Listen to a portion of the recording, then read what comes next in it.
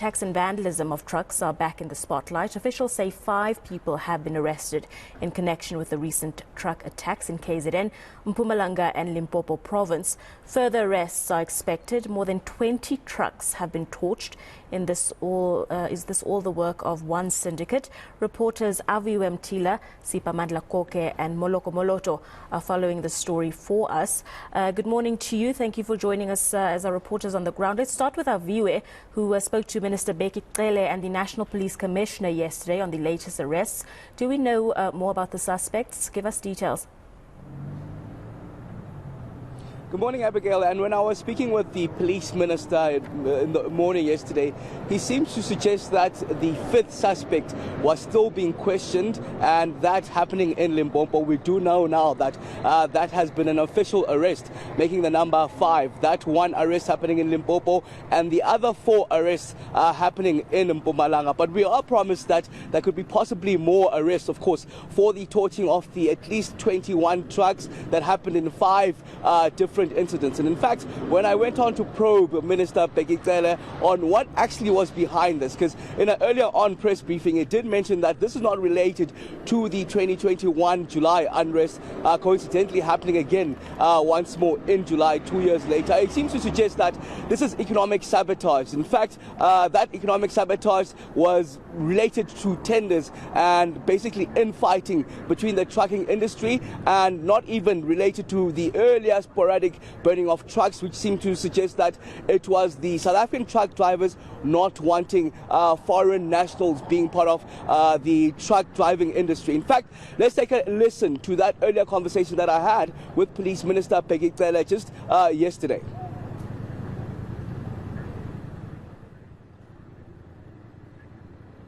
We have discovered that there are far more than that. We've got a list. Basically, they're based in KZN and based in Mpumalanga. We expect that the police, they must go far beyond these 4. Those will be appearing in court come Monday. We have them, we have their faces, we have their addresses, and we have their structure, who commands and all that.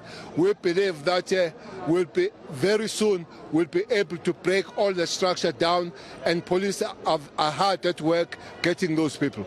If you look at the banning of these trucks, is more based on the eastern part of the country. It does look like it's got something to do with the tenders of the coal.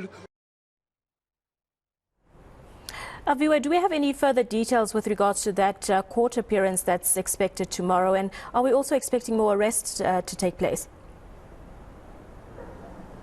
Definitely more arrests promised by Police Minister Goge, as well as the National Commissioner of Police, General Fani Masemola. We do understand that while those arrests were made in Mpumalanga as well as Limpopo, the people that were torching or are suspected to have been torching these trucks don't necessarily come from those provinces. We do know that, well, they'll be unearthed tomorrow. Some of them may come from KwaZulu-Natal, we were told. But the interesting thing that we heard from General Fani Masemola is that they are all truck drivers. So he seems to suggest that it will be difficult to protect, the torching of trucks at the hands of the very truck drivers that are driving these trucks. They're out in their numbers, as you can see, in the D-Walk Toll Plaza. Police out in their numbers, multidisciplinary teams that are ensuring that the highways are protected and trying to, curb this torching of trucks. But the Fani Masemola, General Fani Masemola, seems to suggest that it's difficult to protect them from their own selves. In fact, one of those conversations that we had once more yesterday with the Police National Commissioner. Let's take a listen to that. Even those that committed the crime in Mpumalanga, it's not necessarily that they are from Mpumalanga. Some of them are from KwaZulu-Natal, and they might be linked to the crime that happened in KwaZulu-Natal. We are hard on their heels. I guarantee you we are going to catch them. Watch the space. And in terms of the trucks being torched, are the operators safe now in the streets and on their routes in terms of what's happening? You can say yes and no, but remember, people that torch trucks, it's not just criminal coming out from there, it is truck drivers. Majority of those we arrested are truck drivers that are driving trucks. So it might be difficult for police to keep them safe from themselves. So it is a crime that is very complicated. It's not ordinary people that we arrested, it's truck drivers that we arrested. Well, let's move over to Moloto now, who is in Polokwane in Limpopo. Moloko, good morning. Tell us more about the attacks that took place in parts of Limpopo and Mpumalanga. Good morning, Abigail Fisachi. Well, you would recall that on Monday morning we woke up to the news that 5 trucks were torched on the N2 in Mpumalanga, in an area called Mgwenya there, just a few kilometers outside the provincial capital, Nelspruit or Mbombela. And at the time we rushed to the scene, we traveled obviously from Johannesburg, and it was a trip that took us about 3 to 4 hours. And we still found that some of those trucks were still on fire. So that goes to show you the intensity of that particular attack. And we spoke to the 2 drivers. In total, of course, the trucks that were burned were 5. And those 2 truck drivers told us that they were first pelted with rocks and stones, and then their trucks were shot at before the attackers forced them to get out of the trucks and burned them. And we were told that one of the truck drivers has just sustained one minor injury, nothing serious. And at the area where these buses were attacked, you could tell that the people who attacked them planned it properly, because they attacked them at a point where the road was on a steep hill kind of. And they made sure that at that time the trucks were not moving at a faster pace.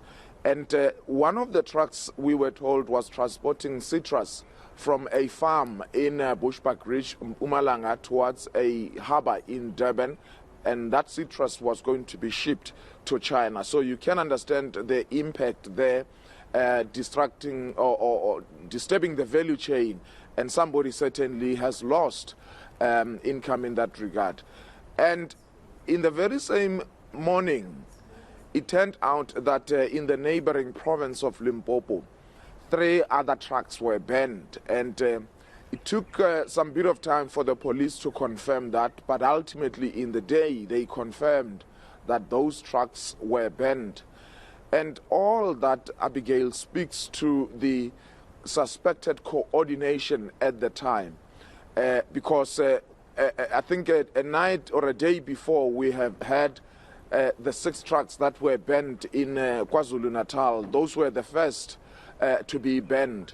And we have heard from President Cyril Ramaphosa, who at the time described that as an economic sabotage. And he had said that he has spoken to the intelligence agencies to give him a report on what would have transpired, but importantly how they were going to stop this. And it was interesting that even after his remarks, we continued to see this attacks. And some people would say that perhaps the whole purpose of ensuring that there's intelligence is to ensure that attacks such as this are prevented even before they happen. And that speaks to the whole effectiveness of the intelligence services. You would recall that when the schools were burned, Abigail, in the area of Vuane here in Limpopo, the Minister of Intelligence at the time, David Mahlobo, said that they knew about this, yet not much happened to stop that. So I suppose some people would say intelligence must stop this, but perhaps the criminals also have a way of bypassing or whatever networks that are there. But let's listen to the truck driver, one of the truck drivers that we spoke to on the N2 in Mpumalanga, who was attacked or whose truck was burned. They start firing some shots on the trucks, so we had to stop. I had to stop until they shot my right-hand side tire of the truck, yes. They took me out the way of the truck with the force. One of the guys were pointing me with the gun, and as he was pointing me with the gun, there was the other guy who threw petrol inside the truck. Well, let's head over now to chat to Siphamandla Goge, who is in Marion Hill Toll Plaza in KwaZulu-Natal. Good morning to you, Siphamandla. Talk to us about the attacks on trucks that's happened in the KwaZulu-Natal province. We understand the military is also being deployed to patrol some of those key areas where we've seen truck transport goods needing to pass. Indeed, KwaZulu-Natal is regarded as what we will call a high-risk area, or one of the hotspots when it comes to the issue of the torching of the trucks. It's in this province that since 2018 we have seen a number of trucks being torched and a number of cases that have been opened, but very few of them have been successfully investigated, and there have been arrests and prosecutions in some of those cases since 2018. So it all started here in KwaZulu-Natal in Van Rieenen on the N3, of course. That is a very strategic route that connects KwaZulu-Natal, Gauteng and the Free State. So in Van Rieenen about 4 trucks were torched, and then a day later in Mpumalanga, which is the N2 on the other side. Those who are not familiar with KwaZulu-Natal, key strategic routes would include the N3 where we are located at the moment, and then there is the N2 which connects areas such as Durban and Richards Bay, the country's 2 busiest ports there. I'm talking about Durban Harbour and Richards Bay. That's where a number of trucks will always frequent to go and pick up goods and services or deliver goods and services. As we speak here in Marion Hill Toll Plaza, there is the deployment of the army, not only in Marion Hill. Trying to check if my colleague Kanyiso Mgalose will be able to show you. There seems to be a car that has blocked our view for now, but as soon as that car leaves, you will be able to see the soldiers on the other side as they are busy patrolling the N3, trying to make sure that everything is okay, because they have been deployed here to ensure that there is peace and stability. But their deployment also, remember, is a short-term measure. The question is, what is going to happen moving forward? How are you going to deal decisively and once and for all with this challenge of the torching of the trucks? Deploying the army is a short-term solution. They are here to assist the police, and also many people were calling on clearly defined rules of engagement, their mandate and the brief that they have been given to say what is it that is expected of them, what is their mandate, what have they been told to do, and how are they going to engage in ensuring that they are able to make sure that everyone is safe, particularly the trucks that are being torched. So that is the situation in KwaZulu-Natal, and as the Police Minister General Pegicele did allude to the fact that there are 12 persons of interest that they are following, and 5 of those have been nabbed. It would appear that a number of them are in KwaZulu-Natal. At the moment, we do not have any confirmation of arrests in KwaZulu-Natal. However, police sources have told eNCA that arrests are imminent in this province because police are following the leads and those suspects or persons of interest that are in KwaZulu-Natal. The Premier of the province, Domusa Dube, saying in KwaZulu-Natal alone, there are 9 persons of interest that police are following. But also, she went further to confirm what the Police Minister General Pegicele did say about 107 criminal cases that have been investigated in KwaZulu-Natal since 2018. According to the Police Minister, more than 20 people were arrested for those, and there are about 5, if I'm not mistaken, who were successfully prosecuted. Others received suspended sentences, but there has been progress, even though it's very low, and many people would want to see more arrests and successful prosecution being registered. But at the moment, that is the situation in KwaZulu-Natal. Let's take a listen to the Premier of the province, Nomusa Dube, explaining that those cases that are being investigated by the police, they would want to see speedy resolution. 107 cases that have been investigated so far, or that are being investigated so far by the police. For the previous incidents, And for these incidents, investigations are ongoing. We are awaiting to get a briefing on the update of what it is that is happening and what it is that we need to do in order to work with all law enforcement agencies to enforce the laws. And you would have seen that with our cameras that are on the roads, with municipal cameras and all other infrastructure that was used, that is why it was easy to identify some of those and get those investigations and imminent arrests that are pending. Siphamandla, earlier you did mention that the deployment of the army is seen to be a short-term solution. Just chat to us about what else the KZN province is doing to tackle this issue. I guess not much, except to put more pressure and to work with the police, because remember, this is the work of the police. At the end of the day, it doesn't matter what the motive behind the torching of the trucks is. At the end of the day, it's pure criminality. Yes, it is well coordinated. There appears to be a syndicate that is involved in doing this. KwaZulu-Natal, it's been happening since 2018, but not much has been achieved. Yes, there have been investigations, but at the end of the day, it will boil down to the police making sure that they prevent, number one, these incidents, but also number two, that those who are involved or alleged to be involved are arrested and successfully prosecuted.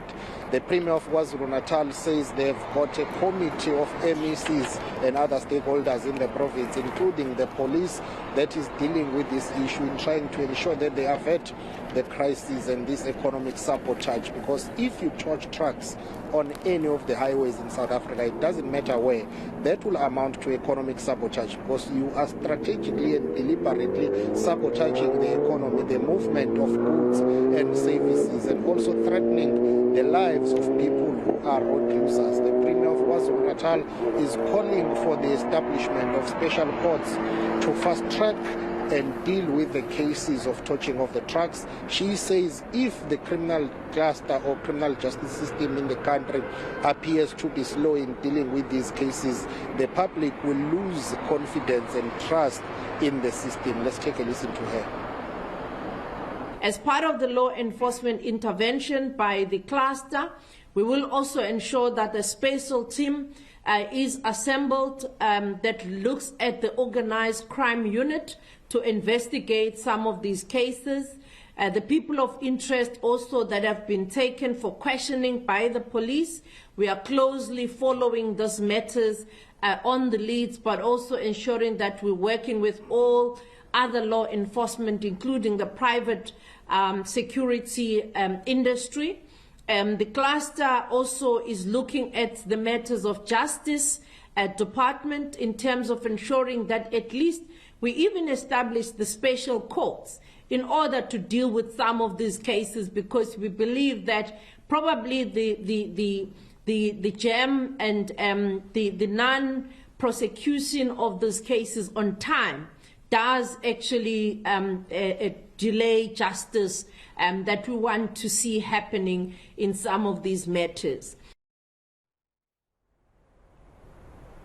Well, that was our reporters Aviwe Mtila, Siphamandla, Goge and Moloto, just giving us the latest details on these truck attacks that we've seen take place. We remember last week, Saturday, in the early hours of the morning, that breaking news coming through that multiple trucks were torched on Van Riemen's Pass. And since then, we've seen this sort of behavior and activity continuing. Questions around motive and whether this is a syndicate that is involved in this, but our reporters there shedding some light.